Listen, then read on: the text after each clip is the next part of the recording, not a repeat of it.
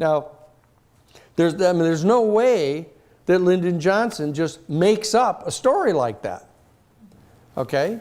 Unless there is some much more sophisticated plan afoot.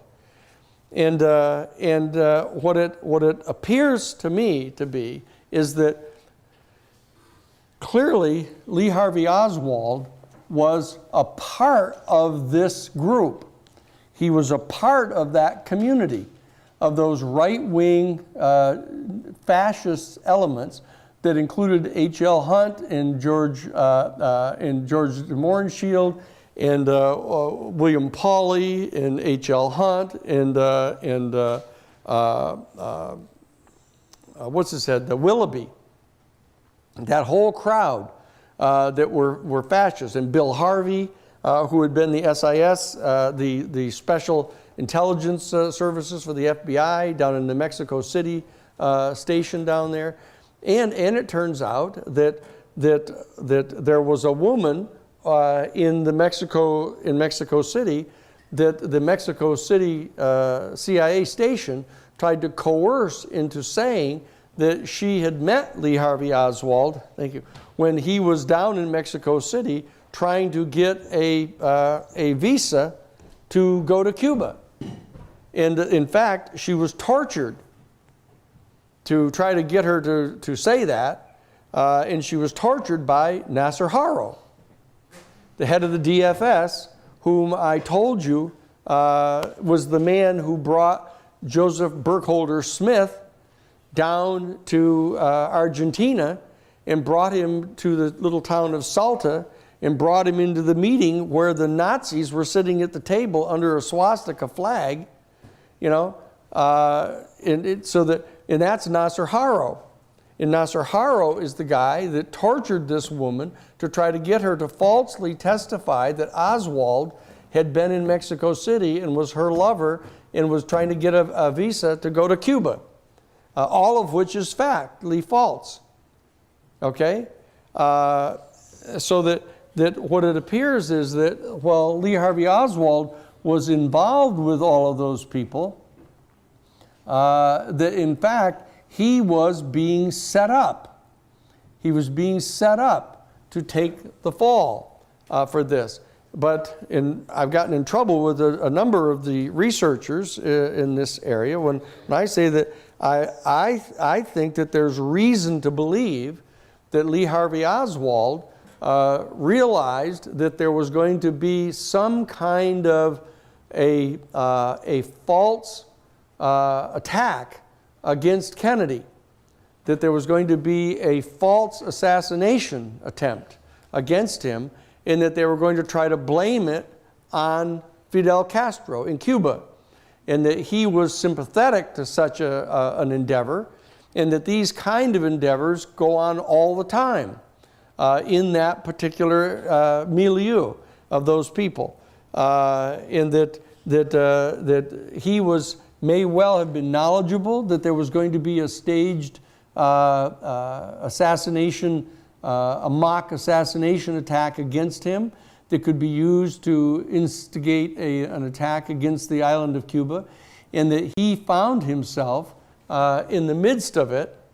And when, much to his surprise, that Kennedy was actually assassinated by this very group that he was part of, and he discovered that he was being set up for this, and that he fled the scene, and he went back to his house, and he got his .38 revolver, and he went to go meet someone, and he went to the school, the Texas theater where I've been, and he went into the theater and he sat down in a particular seat, which is 3 rows from the back, as I recall, and 3 chairs in, which is a classic covert intelligence code.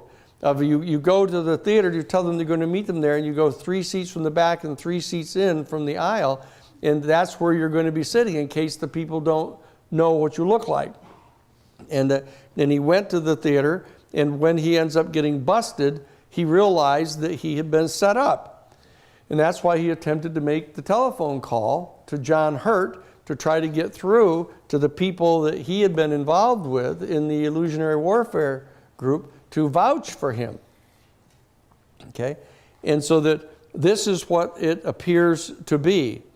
And now there's no way, now let's shift to a handful of facts that all point toward who it was that really did this. That number one, assuming, as I do, that Trafficante was telling us the truth, that he had certainly no good reason to make up, that the S-Force that no one even knew about, which he admitted to us he helped put together, were the ones that actually assassinated the president in Dealey Plaza, that there's no way that the S-Force would have taken it upon themselves to kill the president and think they could possibly have gotten away with it. There were just too many people that knew who they were, you know? And they would have to have been authorized by at least their liaison officers from the CIA, which would have been E. Howard Hunt for the group that was in the Everglades, and Frank Sturgis that was in charge of the group out at No Name Key. Both of whom, you remember, had sided with the Cuban exiles in defying President Kennedy by launching attacks against the island of Cuba after they'd been explicitly prohibited from doing so following the Cuban Missile Crisis. Frank Sturgis on December 3rd launched the attack and sank a ship that was a Russian ship that was in the harbor in Havana in complete defiance of the president. And E. Howard Hunt was planning a second such operation in defiance of the president out of the Everglades, the base in the Everglades. So these two guys were sympathetic toward the Cuban exile group, and they would have been the people that would have had to have approved what the S-Force did before they ever would have dared to do it. Yet it's not reasonable at all that E. Howard Hunt would have, if he had done that, if he had been involved in that operation, that he wouldn't have blown the whistle on them when he got arrested. Not just because he got arrested at the Watergate Hotel, which we'll go into on Tuesday, but his just having been arrested for being in the Watergate Hotel, he could, if he was going to get, a year at some, resort, federal resort, where he had to be under house arrest or something for a year for having done that, would not have motivated him to blow the whistle on them about this. But the fact is that he concluded that they murdered his wife, that his wife was the one who was going to be carrying the money to Hunt to pay all the lawyers for the people that were involved in the Watergate burglary. And she was on an airplane that crashed and killed her. And E. Howard Hunt, and we know this from Trafficante, that E. Howard Hunt became convinced that they had killed her, as sending a message to him and the other burglars that they'd better be quiet. And yet, I'll give you a little bit of a heads up on this, is that you remember it was Hunt that was the one insisting, after they were arrested in the Watergate Hotel, which we'll go into on Tuesday, is that he was the one that was insisting that Nixon authorized the payment of the lawyers that were going to be representing all of the burglars. And that was that famous comment that Nixon asked Bob Haldeman. He said, well, how much do you think it would cost? And Haldeman said it would probably cost more than $1 million.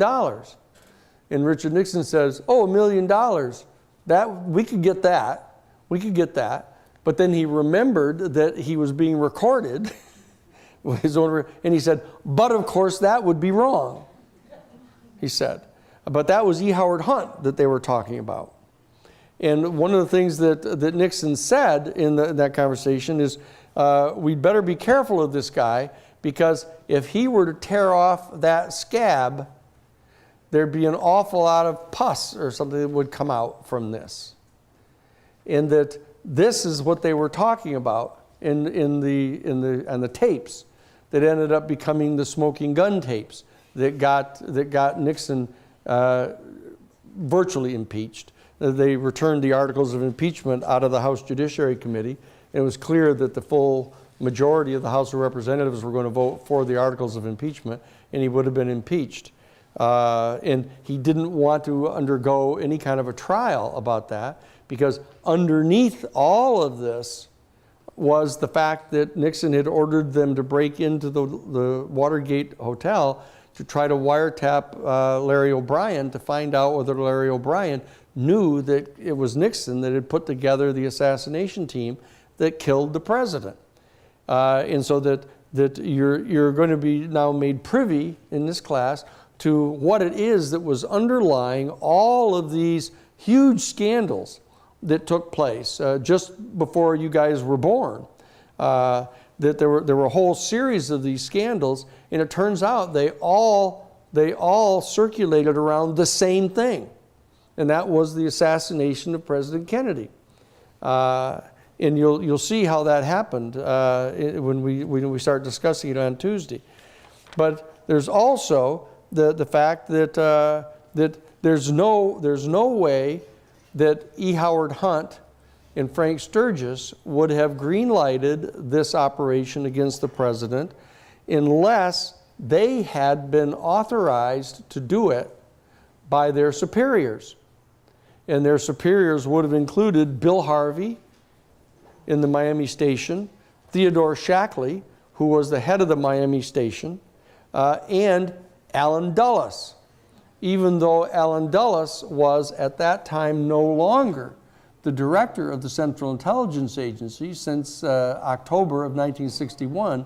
But the fact is, there's evidence, direct proof, that Bill Harvey and the other people, including Shackley, that were in the Miami station of the CIA, were constantly going and seeing Allen Dulles, even though Dulles had been dismissed as being the director of the CIA. And they were coordinating what they were doing with Dulles, which is because Dulles had been made the head of the CIA because of his position as the consigliere of the people at Brown Brothers Harriman and at Sullivan and Cromwell. And that is why they were still going to him and taking directions from him. And that's why they would have had to have gotten Allen Dulles to sign off on this before they ever would have done that. And the fact is that there's no way that Allen Dulles would have had to have undertaken this on his own because of the powerful relationship that he had to these particular group of men that were the private investment clients of Brown Brothers Harriman that were very close to George Herbert Walker and to Prescott Bush.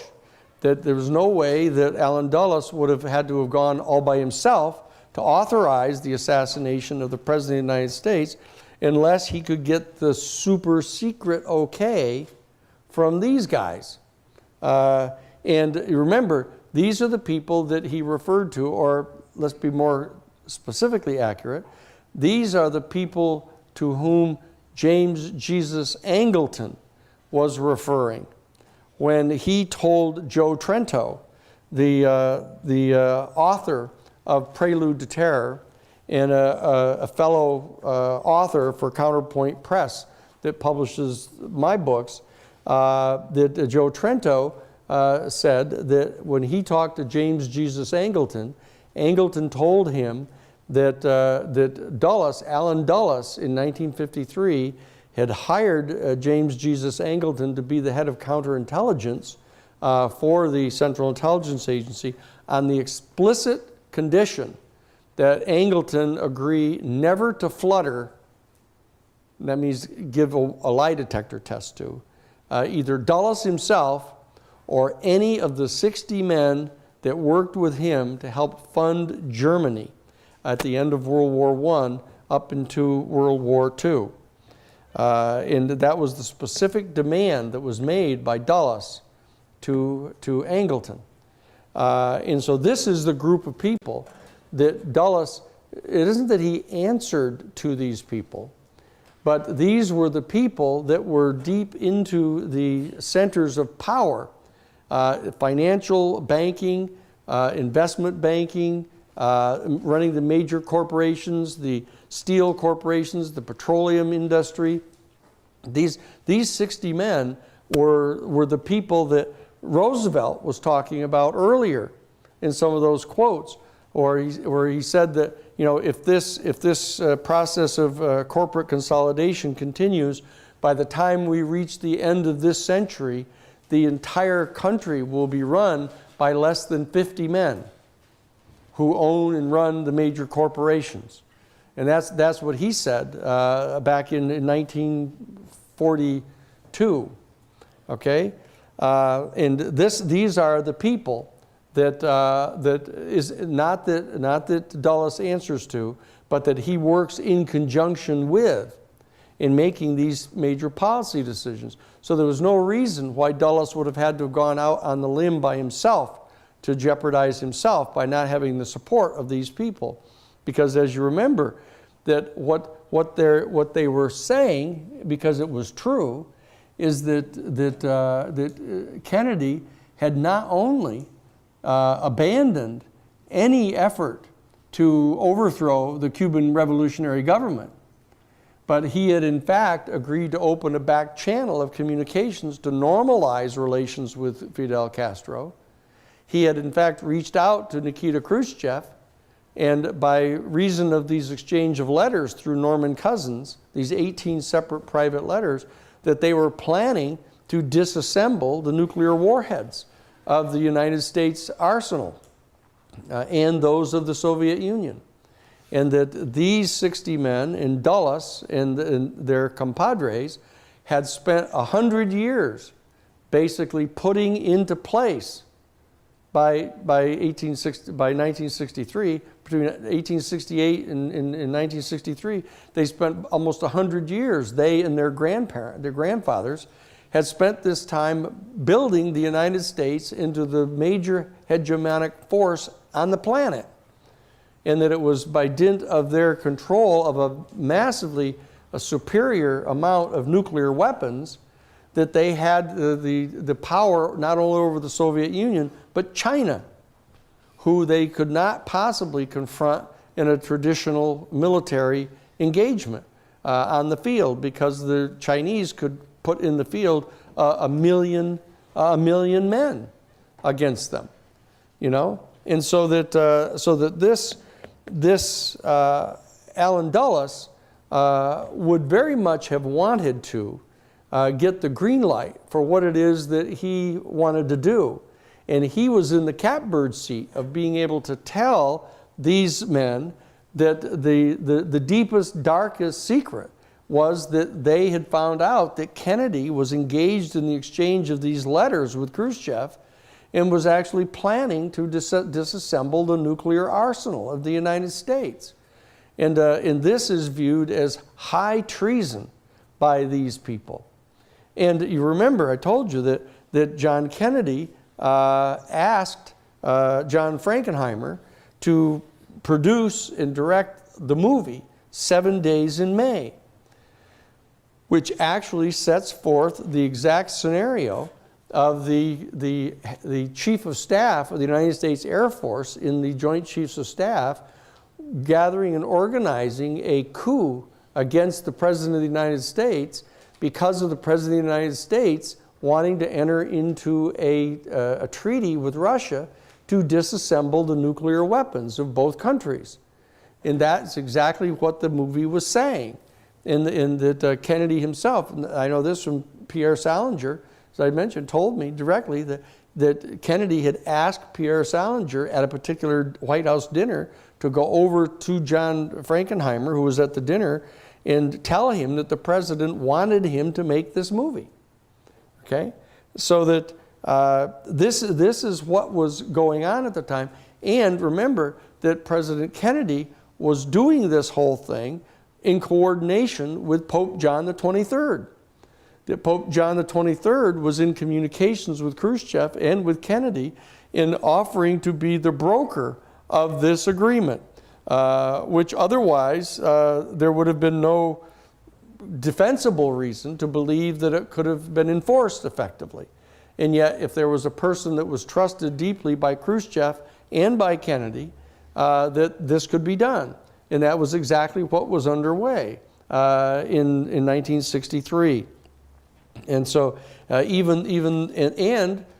John the 23rd then penned a specific papal encyclical called Pacem in Terris, in which he explicitly called for the elimination of the nuclear weapons, and used language that was virtually identical to the language that Kennedy and Khrushchev were using in the exchange of their letters, showing that he had access to those letters and knew what was going on and was serving as the broker of that. And it's important to remember that Dulles would have been the guy, if he got the nod from these 60 men that were in this cabal, that would have then reached out through Theodore Shackley, who was the Miami bureau chief of the CIA and the previous 20-year plus deputy to Reinhard Gehlen, the head of the Nazi anti-Soviet and anti-Eastern Bloc intelligence, who is now serving as the chief of intelligence for West Germany, that it was through Shackley that they would have gotten back to that fascist cabal down in South America to have them realize that they were getting ready to kill the president, to protect this fascist alliance around the world. And that's how this would have gone. And there's no way that Edward Lansdale would have been in Dealey Plaza unless the people that were involved in the Anderson Trust were involved in this.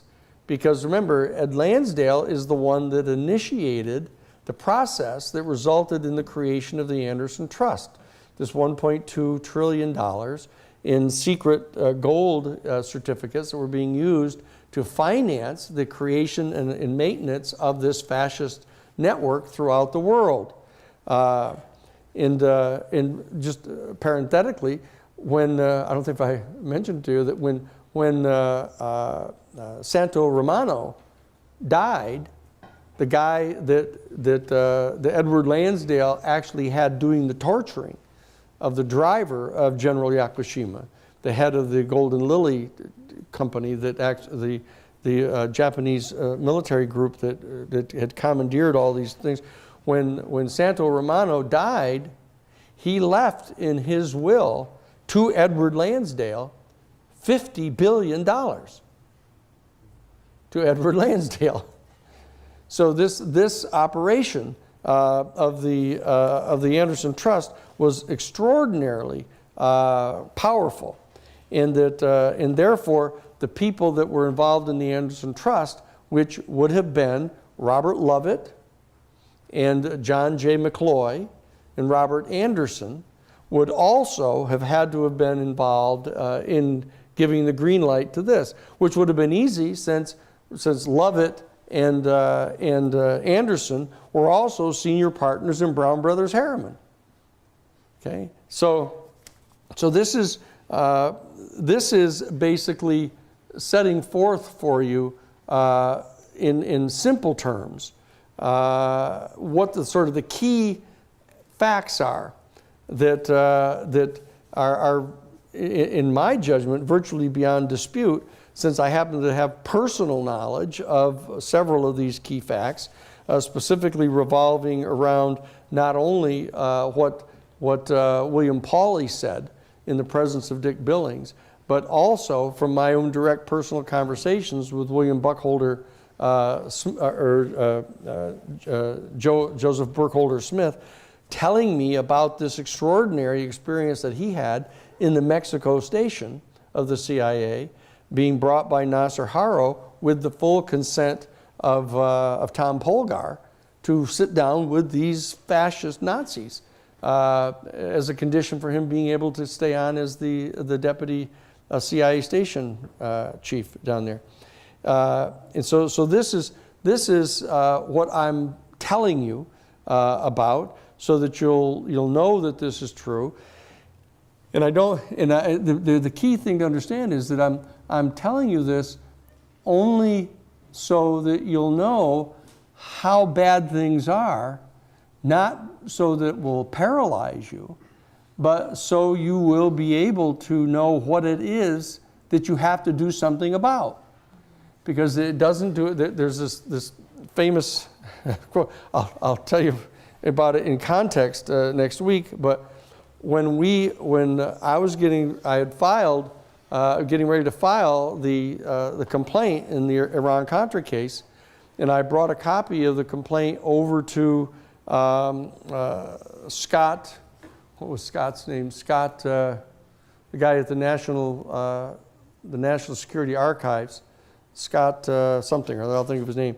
But the bottom line is I went over and sat down with him to bring a copy of this over to him. And he looked at it and he said, "Oh, this can't be true. This can't be true, or else I would know about this."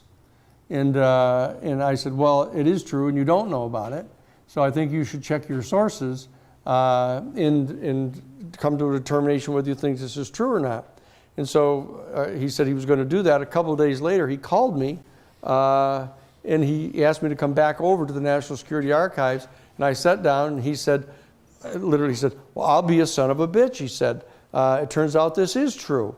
He said, "I checked with my sources it's true that these guys are doing this thing. They've set up this whole enterprise to act in complete disregard of what presidents happen to disagree with them about." And so what he said is, "Look, I'm going to go over to talk to Peter Rodino, who's still the chairman of the House Judiciary Committee." And Peter Rodino had been the chairman of the House Judiciary Committee when they returned the articles of impeachment against Richard Nixon and voted to send those articles to the floor of the House of Representatives to be voted on. And why can't I think of Scott's last name? What is Scott's last name? The fellow over at the National Security Archives. Anyway, I'll think of it in a minute. But the bottom line is that that Scott was the guy. He was what he said to me. He said, "Oh, look," he said, "I'm going to go see Peter Rodino. You know, Peter Rodino loves me," because Scott was the guy who actually interviewed Alexander Butterfield, who was the guy who revealed the fact that Nixon had the electronic recording device set up in the Oval Office. And so when they found out about that, then they were able to subpoena those tapes. And by subpoenaing those tapes, they could actually find out what the actual conversations were that Richard Nixon was having in the Oval Office, trying to obstruct the investigation of the Watergate burglary. And when Scott went over to meet with Peter Rodino, I was waiting to hear from him, and I figured it would just take a day or two. I hadn't heard from him for 2 or 3 days, and so I called over to the National Security Archives, and I talked to Tom, who was his assistant, and I said to Tom, I said, "What's the story? I've been waiting for Scott to call me back," and he said, "Oh, look, you got to come over and talk with me right away." So I went over and sat down with Tom. Tom said, "Oh, Scott is so embarrassed. He went over to talk to Peter Rodino about this, and he showed him a copy of your complaint." And Peter Rodino looked at this and he said, "My God, Scott," he said, "this is terrible." He said, "If what's being said here in this complaint is true, why, I mean, I've been telling my constituents that if they didn't like the way that American foreign policy was going, that they ought to write a letter to their congressman. And if your congressman doesn't do anything about this, you ought to vote for somebody else to be your congressman." He said, "But if what these people are saying is true, why then we haven't even been in charge." He said, "I'm not going to allow the United States Congress to investigate anything like that." That's what he said. So what I'm suggesting to you is that, if you don't understand this information, you may still be living in the illusion that all you have to do is write a letter to your congressperson, or that in fact you might even be able to replace your congressperson and that things would get solved. But that's clearly not true, because they are not in charge. That this cabal is in charge. And so the key is having to figure out how to dig in and find out who these people are, what their leverages of power are, and how we can dislodge them. And so that's the conversation that we're going to have here toward the end of the course, because I don't want you leaving this course thinking that you've just been told a lot of really bad news. Because this is in fact good news. The fact that you now know what's really going on is better news than you might have expected to get at college. And so at least with regard to this aspect of reality, which I think is a pretty critical central aspect of reality here, you now know what it is that we're up against. So we've got this peculiar thing going on with the election right now, where the people that are in charge of the Republican and Democratic Party together are really quite distressed right now, because on it's hard to say whether it's on the right in a consistent way, but obviously the Republican Party is traumatized about the fact that this guy Trump has risen into the ascendancy and has taken advantage by having access to his own private fortune to be able to finance his election. He's actually been able to get, or is on the very brink of getting, a majority of the elected delegates to the Republican National Convention, and that he's on the very brink of now being the nominee. And so they're trying to figure out what it is they're going to do about that. And in the Democratic Party, it turns out that Bernie Sanders has been regularly beating Hillary Clinton in these recent primary races, and he has approximately 45% of all of the delegates. And he's involved in a very aggressive campaign to try to see whether or not he can secure enough of the delegates to keep Hillary Clinton from getting the 2,136 of them or so that she has to have in order to win on the first ballot. And what he's trying to do is he's trying to win a majority of the popularly elected delegates, so that he's going to corner her, that in order for her to get over on the first ballot, she's going to have to invoke the superdelegates, who are all the official party members, who are the congresspeople and the senators and the governors, the lieutenant governors and attorneys general, that are all registered members of the Democratic Party. What the Democrats, the leadership of the Democratic Party are concerned about is that this would not look good. To have her not win a majority of the votes of the elected delegates, and have to rely upon the professional politicians, who are all being paid by the exact same PACs and businesses and corporations that she's having her campaign financed by, in part. That's not to agree or disagree with that. That's just to make that observation, that's what the condition is that's going on. And so that there are two candidates that are basically defying the normal constabulary of the Republican and Democratic parties here. And so that this is a moment in comparatively recent history, which would be all of your lives and all of my life, that the Republican constabulary and Democratic Party constabulary are not in the tightest control that they are usually in. They have, by attempting to pay homage in some sense to popular participatory democracy, they've let it get out of hand. That the fact is that the people engaged in popular democracy have displayed to the constabulary, the two parties, that they don't like them, and that they feel that they're being cheated by them, that the game is rigged against the regular people.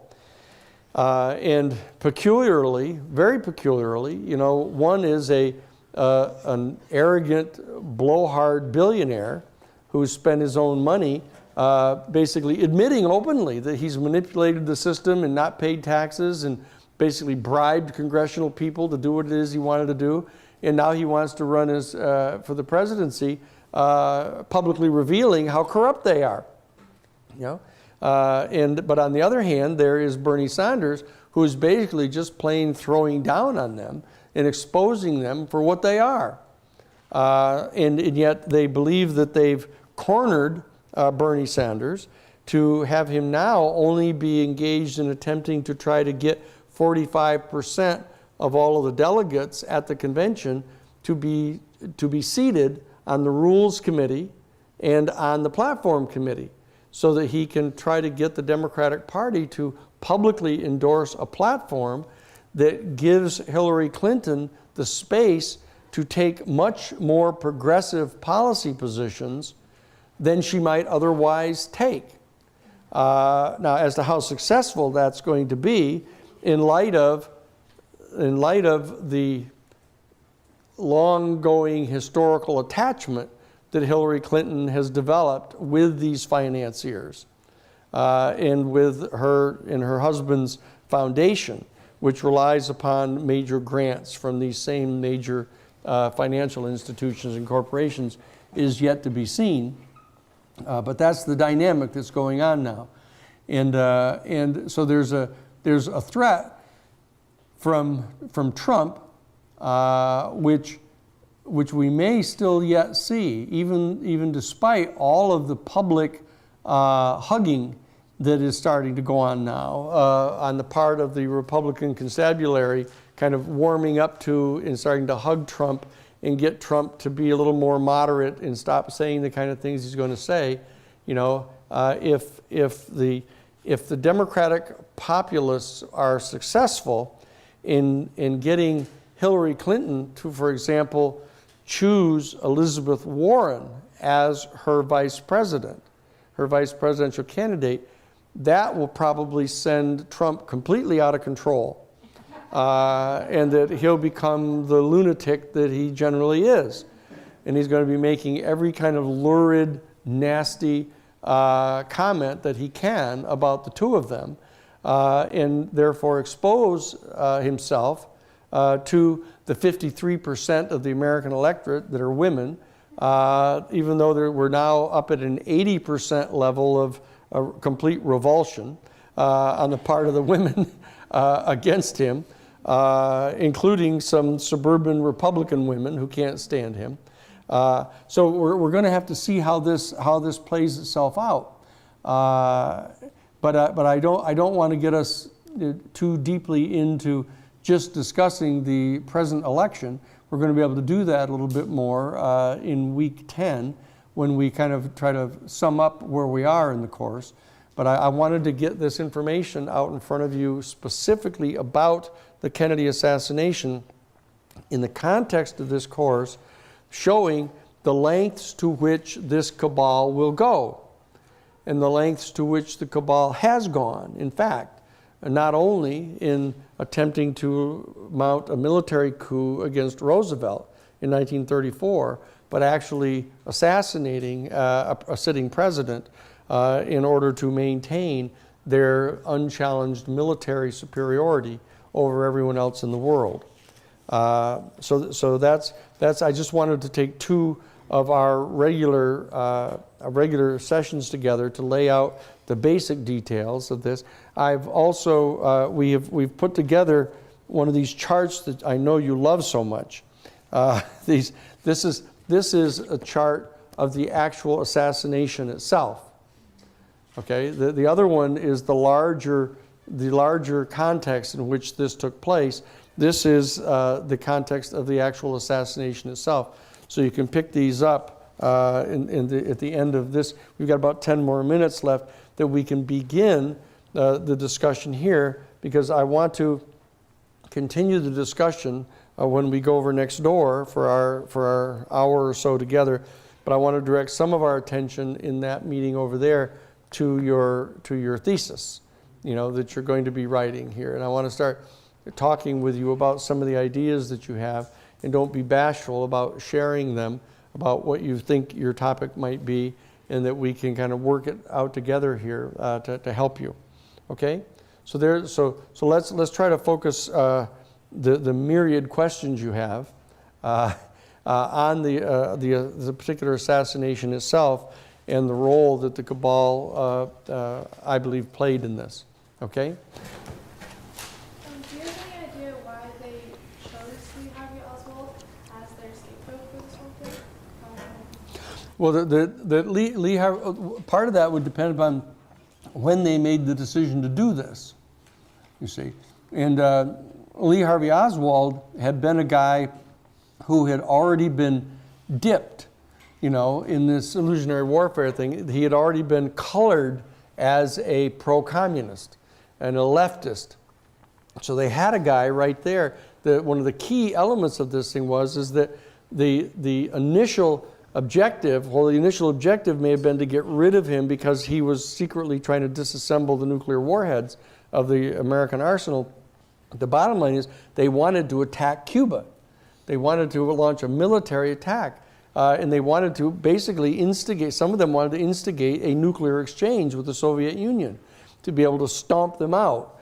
The thing that Curtis LeMay did, that they actually advocated a unilateral, secret sneak attack on the part of the United States against the Soviet Union, to bomb them flat, while we still had such a remarkable advantage over them with the number of missiles that we had.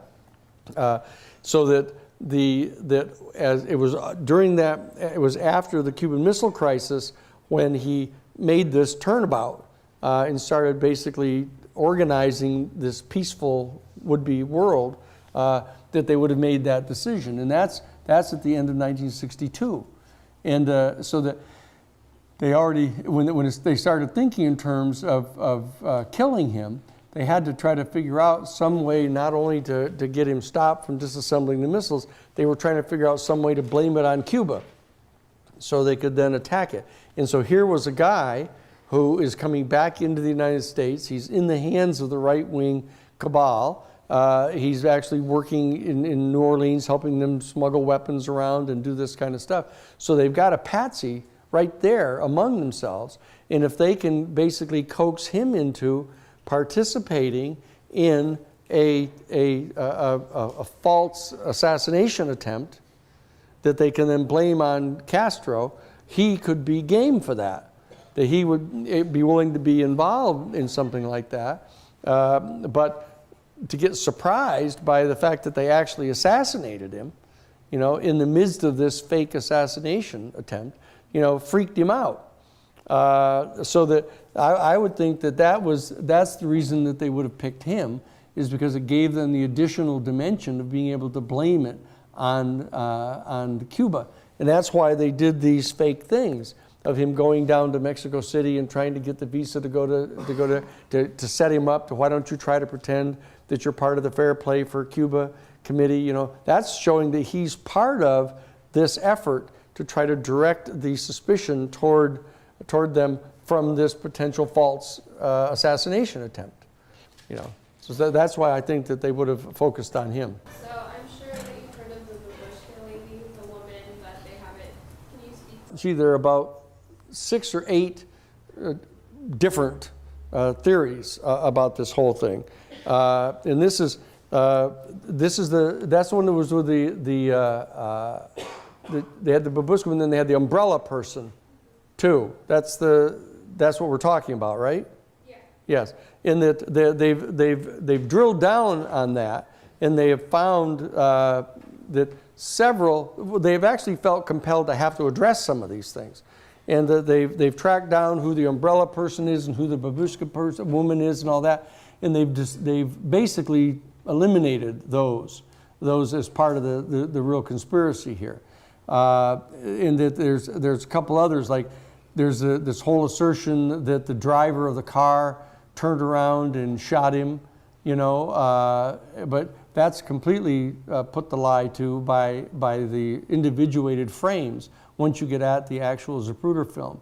And so there are some other ones too. What are some of the, they had there's a whole major one about the Federal Reserve, the people that were in support of the Federal Reserve because they were asserting that on June 5th of 1963, he issued Executive Order 11111, ordering the printing of gold certificates and silver certificates, attempting to go off the Federal Reserve System. But we've drilled in on that, and it's clear that wasn't going to happen. That wasn't what it was really doing. So there are probably as many as 12 to 15 different kind of systematic explanations for what was going on here. But many of them are just little individual pieces, like the umbrella man. You know, oh, well, look, there was a guy, what's a guy doing carrying an umbrella on a sunny day like that? And why would he have raised the umbrella and lowered the umbrella just so close to when the shots rang out? You know, those are coming at it kind of from the bottom, logistically, and noticing little things wrong. But the advantage that we have over time of having reviewed all of this stuff, you can come in at a higher level and have a clear kind of deductive understanding of what it is that happened. And then you can look down into the details, and it explains all kinds of things that you can't really explain. But that one's been pretty well investigated, and it's not going anywhere. Have we got a few? Where can we get more information on Kennedy's communication with Castro and Khrushchev? There's a couple books. There's one book called what is it? Kennedy's World of Peace. I'll bring you the author on that. I think it's Kennedy's World of Peace. It's sitting on my desk now. But then there was another one called the Unlikely Triumvirate, I think, which I'll get the author of that one too. That they were talking about this issue about John the 23rd and Khrushchev and he in the letters. But you can look up some of the Norman Cousins, under Norman Cousins, and find it, because he is the guy that was carrying a number of the letters back and forth. So you can pull him up under that, and also you can look under like the secret communications, because there's a group of sort of publicly known secret communications that the letters that were exchanged by Khrushchev, the big famous letters, you know, where Bobby Kennedy said ignore the last letter and pretend you only got this one. There's a number of private communications that went through the State Department channels that have now been publicly revealed. But these other ones are not. They're just these esoteric, and Jim Douglas may talk about some of it too in the JFK and the Unspeakable, because he's a pretty active Catholic social justice person. So he probably knows some stuff too about of John the 23rd and his activities in that. Okay, but I'll get the names of those other couple authors in the books. Okay, great. Okay, so look, it's time now. Why don't we puddle over next door, and we've got another hour to work on this stuff, okay?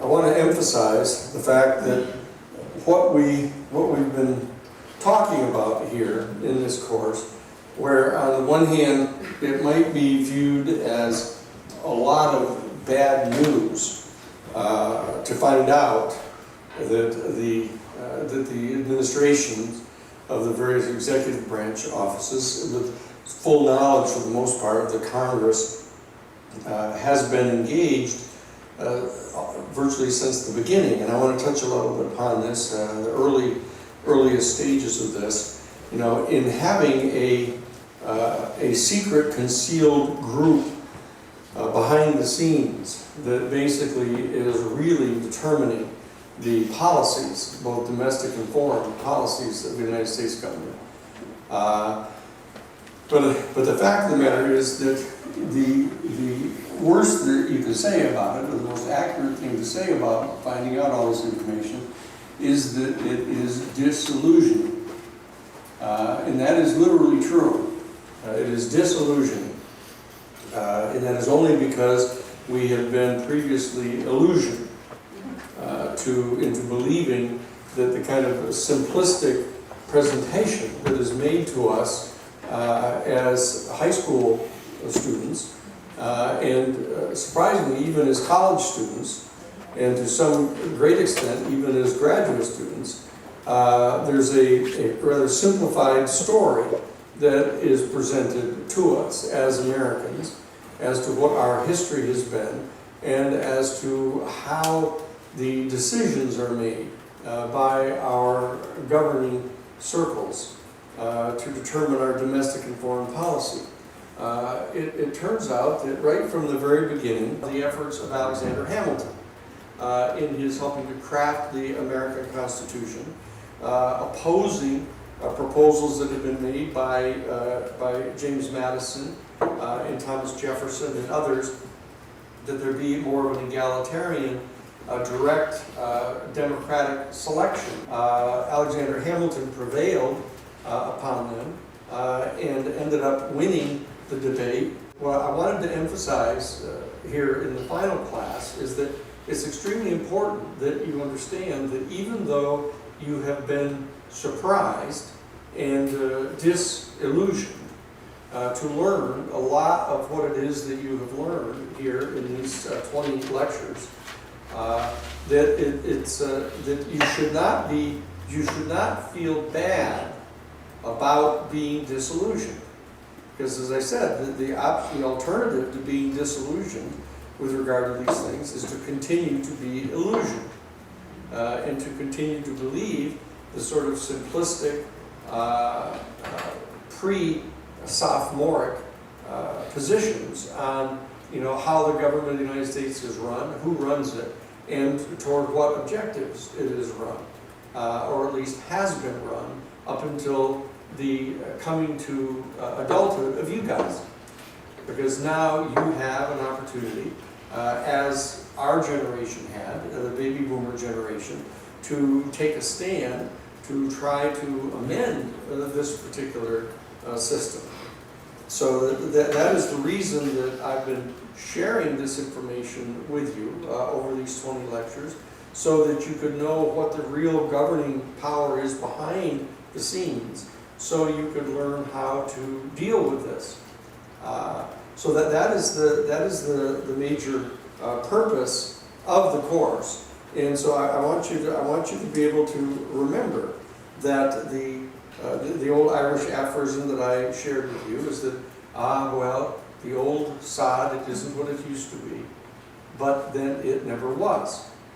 And so that we have to take this governing system as we find it and move it toward a fuller and fuller fleshing out of the promises that were implied in the Constitution, in the Declaration of Independence, in the natural law theory that undergirded the founding of the Constitution. That is your task. Henry Kissinger revealed to us in Gov 182 in my undergraduate years at Harvard College, and just said to us, if the people of the world ever come to really know about this Uniting for Peace resolution, we're in real trouble. Which reminds you of the old story of the Lone Ranger and Tonto. When they're surrounded by Native American people shooting arrows at them, and the Lone Ranger turns to Tonto and says, "It looks like this is the end for us, Tonto." And he said, "What do you mean, us, white man?" So the question is, who is the us? Who is the us and who is the them? And we have to be careful now, because I'm not trying to recruit you into being second paradigm dialecticians, where you're going to say, oh, there's these ultimate bad guys. There's these ultimate bad guys. We're the ultimate good guys. And therefore, anything that we need to do to get rid of them, to vanquish them, is okay. Because the only moral referent is the dialectic and the vanquishing of the ultimate other. I do not want you to fall prey to that type of a temptation. And I can tell you, it's a very real temptation. When we were working on the Iran-Contra case and revealing to people, classrooms full of people, 5,000 people at a time, 200,000 people at a time. Sarah Nelson, our executive director, is standing in front of Battery Park with 200,000 people in the audience, telling them about Kerr-McGee and the smuggling of plutonium, and opening oneself to access to that unitive phenomenon, and from that experience of unity, being able to understand the balance among all of the apparently disparate parts of reality, what their relationship is to each other, what the algorithms are of relationship, and what your relationship is to them, and understanding that you can, as human beings, you can exert your intention onto reality. And so this is a secret resource that we have at our disposal as human beings. And if you understand that, and you bring this to bear as part of the resources that we utilize to change the future, and to change the future in accordance with a certain set of normative principles that are discerned by existing in a state of unity with all of being. You can, in fact, experientially discern what is harmonious with or disharmonious to the natural order of the universe. And this is natural law, and this is what underlies the entire United States Constitution, the founding of the Constitution, the assertion that there are fundamental rights that abide beyond legislation, independent of legislation, independent of Supreme Court rulings. And so that is your guide, that is your reference. And so that I want to thank you all for having taken the course. Thank you all for the kind of attention you've paid up to this point in it. And what I want to do is I want us to go to our last discussion. It sounds kind of fatal, but it's just our last discussion together before you get to doing your theses. Terrific. Okay, let's go over next door. And,